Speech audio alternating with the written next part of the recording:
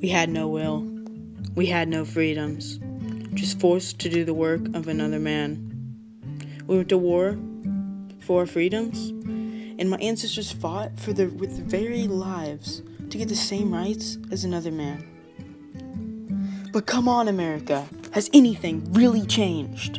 Instead of forcing us to follow your will, you're just blocking us from doing ours. We can't even sit in the front row of a bus or attend a public beach without being ridiculed, without being threatened, and even thrown into jail.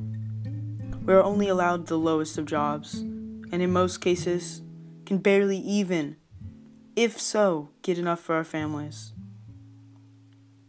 And then came World War II.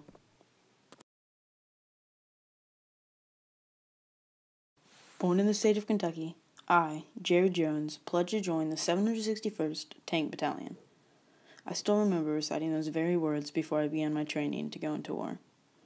War, to most people, is a horrid thing, but to me, I saw it as an opportunity to show that all blacks could do the same, if not better, than a white man.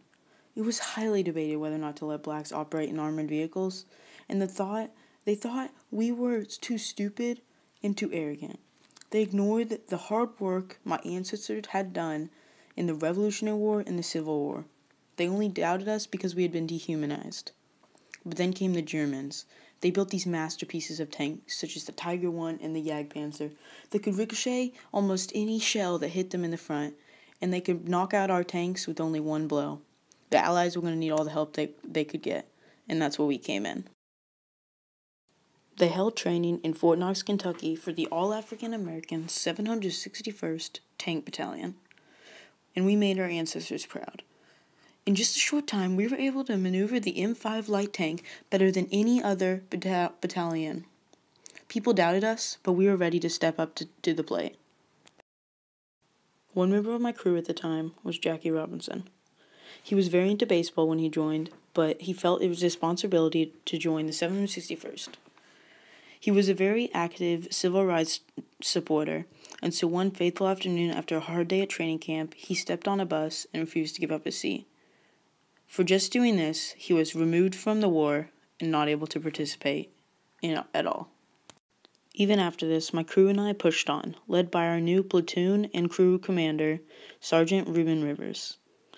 We pushed on so hard that the 761st Tank Battalion was upgraded to work with the M4 Shermans in Texas. Before too long, the war was ready to begin, but America was still not ready to accept us. When the war started, tank battalion after tank battalion was sent in to reinforce on French and other fronts, until eventually we were the last front battalion left. They ridiculed us just because we were black, and it wasn't until help was desperately needed that sergeants did not care what the color of your skin was.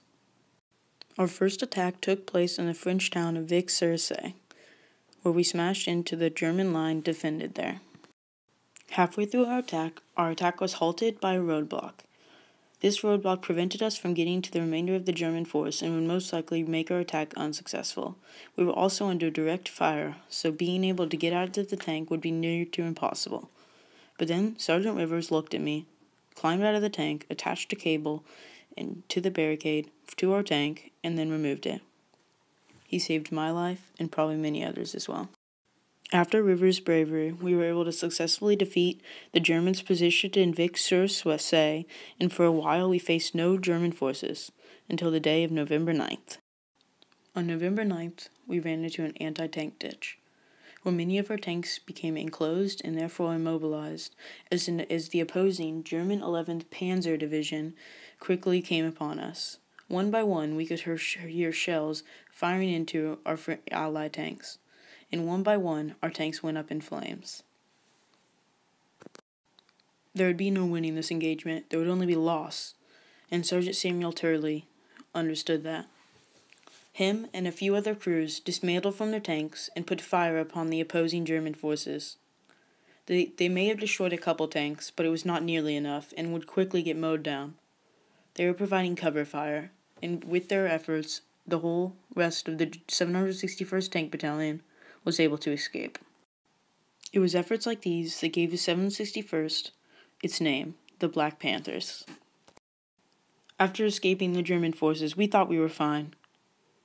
But that was wrong, as we ran over an anti-tank mine. Smoke, that's all I saw. I was a gunner, so I knew the anti-tank mine had just nearly missed me. Climbing out of the tank, I realized the rest of my crew was dead, except Rivers, who was on the back of the tank holding his leg. It was ripped entirely to the bone. I told Rivers he should return. There was no way he could continue fighting with a leg in that bad of shape, but he looked at me and said that this is all he had ever dreamed of. He was not going to back down from the fight. And so we joined another crew. We continued. We defeated more and more tanks as time progressed, and it seemed like we were unstoppable. I remember gunning down so many tanks, one after the other, as we fought back to try to push back the German 11th line.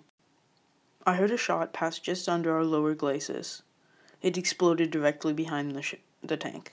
Whoever was firing these shells was firing HE, high explosive shells. These shells were not just designed to penetrate the tank, shells were designed to kill everyone inside of the tank.